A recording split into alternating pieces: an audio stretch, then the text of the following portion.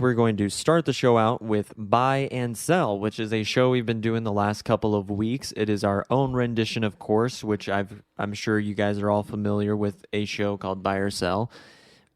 This week is going to be a little different since we are starting the show out. Eleanor does not know any of the predetermined topics, so let's get into it. The very first one. James Mangold, director of Wolverine and, of course, Logan, which is a world-class movie, wants to direct or work with James Gunn and Peter Safran at DC Studios. He came out to voice his online support for James Gunn during these kind of, I don't know, controversial times, maybe one would say, and is voicing his support for his vision so far for DC Studios.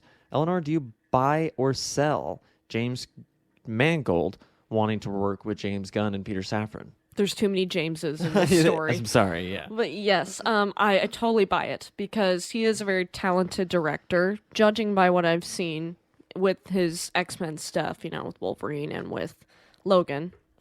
I think it's the only bit of his work I've seen, but based upon that... Me too, not gonna lie. Based upon that, I would say, yeah, that'd be exciting. Like, especially with Logan, that movie made me cry so many tears. So I would be excited to see what tears he could make me cry in the DC universe. And, if he directs something, I hope it's like a movie about a character we've not seen yet. I hope it's something totally outside the box because I feel like that would be really good to see from him. I'm going to go ahead and buy it too. I mean, it's not surprising that, a director's like, hey, I want to do something DC. I want to do something. I want to do a Superman or Batman movie. Even though a lot of people have voiced their opinion of, I wouldn't want to do that because it's too high IP. There's too many people that have their own vision already of how those characters should be portrayed. So a director might not want to do their own spin on it. But even James Mangold himself has done certain spins with Wolverine, and some of them haven't been as great with the Wolverine, which I actually do like most of that movie.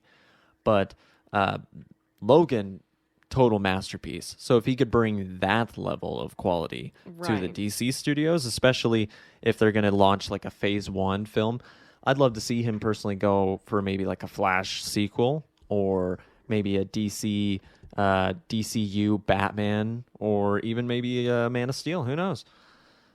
All right. Next, buy and sell Jonathan Majors, the actor playing Kang the Conqueror, the actor who's played multiple different variants. I believe his initial debut was actually in Loki, the finale for that series, and it was a very different variant of that character. But he recently came out and compared the character to Thanos. And to quote Jonathan Majors, I mean, what do you want me to say? Listen, I think Thanos was an incredible big bad, and we're only in this phase because he did such a great job.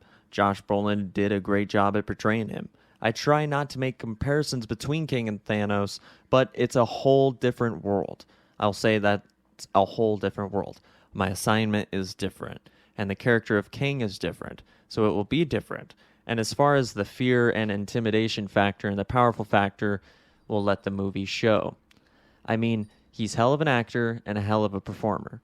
I don't know. You heard him in the show. If you think I'm evil, wait until you meet my variants. So we'll see. So what do you think? Buy or sell that Kang the Conqueror is going to be as powerful or more as Thanos, which is something that has been reported numerous times over the last few weeks. Well, I buy that he himself will be more powerful than Thanos, but I sell that he's going to be more intimidating or have a plot that is more intimidating than erasing half the world's population in a single snap. So you're selling? No, like I said, I'm buying that he's going to be more popular, but I sell that he's going to be more fearsome. All right, well, I'm going to go ahead and sell it just because I haven't seen enough, simply. And just because I don't want to ride the line like you safely, I understand. But I just can't necessarily get on board with a character that we just really haven't seen all that much of other than Loki. Right. And it sounds like Kevin Feige really believes in not only the actor, but this character to have the multiverse saga on his shoulders. So I do believe this villain is going to be great. He doesn't need to be as big as Thanos either. Right. He It can doesn't just even be need to a be good compared. villain. Right. As long as he's a good villain, I'll be happy. Moving on to the next buy and sell. The first image of Joker Fully Ado was released recently as the production has finally began. Now, we've heard a lot about this film over the last few years. First, there was no sequel talks from Joker, and then all of a sudden, hey, there's maybe a Joker sequel going to happen. The film hit $1 billion. It's the highest grossing R-rated film, yada, yada. And then we hear, oh, there might be some musical elements. There might be Lady Gaga playing Harley Quinn, and it also might be a musical. And we've heard a lot of different little things about it here and there like that. That has maybe dampened some people's enthusiasm. But the first Joker movie and movies like the Dark Knight trilogy, Logan, are great examples of comic book movies that are able to go outside the comic book movie genre. Is this not just this image, but this movie? Do you buy it or sell it? Is this an example of the comic book movie going too far out of the comic book movie genre from just what we know so far? I don't know. I am a little on the fence, but to take a stance and not piss everyone off, I guess I'll say buy. I think it could be an interesting concept. It might be too far out of the realm, but I don't know. We haven't seen it yet. I kind of felt there were musical elements in the first Joker, especially with the dancing scenes and stuff. There just wasn't any singing. If they'd added some singing into it, it would have kind of fit the narrative pretty well. So I could see with how musically entwined this version of the Joker is, that possibly working. The only thing that worries me, and this is because I haven't seen her act in any movies. I know she's been in plenty of films, like The House of Gucci and stuff.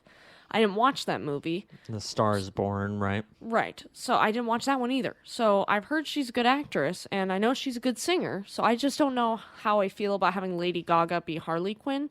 But I guess time will tell. We'll see. Because when I first saw Margot Robbie, I was like, I don't know about this. And when I saw the movie, I was like, she's fantastic. So maybe it'll be a similar situation. So I'm gonna try to be positive, and I'll buy it. I'm with you. I'm gonna buy it, even though I am one of those very, very small minority of people that hates musicals with so a true. burning passion. Guys, I have to force him to watch them with me. I don't know why, because I love music and I love movies, but when you combine them, I just cringe, and I don't know why. But I love Todd Phillips' vision. I loved the portrayal of Arthur Fleck and Joaquin's performance. And the idea of getting a sequel to this, I'm all on board. So if they're going to do something that just has small little elements and nothing I don't think is 100% confirmed either. So even if there's one little scene or a few different scenes, even somebody who hates musicals like myself, I'm going to get over it very easily if the rest of the film is almost as good or better as the original. Right. So I'm going to buy it for now. Next, buy and sell. Zach Levi is willing to bet his friendship with James Gunn and Peter Safran on Shazam being a big part of the future DCU. So he was asked at a convention whether or not he believed Shazam had a big part in the future DCU moving forward and James Gunn and Peter Safran's vision. And Peter Safran is a producer on the first Shazam movie, somebody who's worked with Zachary Levi before, so it's no surprise that Zachary Levi is kind of joking around like, yeah, man, I mean, they're my friends, so if they don't, have me included, then we're not friends anymore. Do you buy that Zachary Levi and Shazam is going to be involved in the DCU moving forward, and that Zachary Levi is willing to bet his friendship on it? I'd buy, because I don't think that they're going to piss off a phenomenal actor like Zachary Levi. Because, I mean, that's just dumb. You have him playing a phenomenal character. He's doing an amazing job at it. The whole cast of Shazam I really like. So, I mean, if you're already breaking our hearts by cutting all these other films, don't freaking touch Shazam. You're really gonna, push me into a little bit of a cuckoo land there. Then I might be, going off my rocker a bit, getting a little angry. So I Right. definitely buy it and say that I don't think they're going to piss off Zach Levi.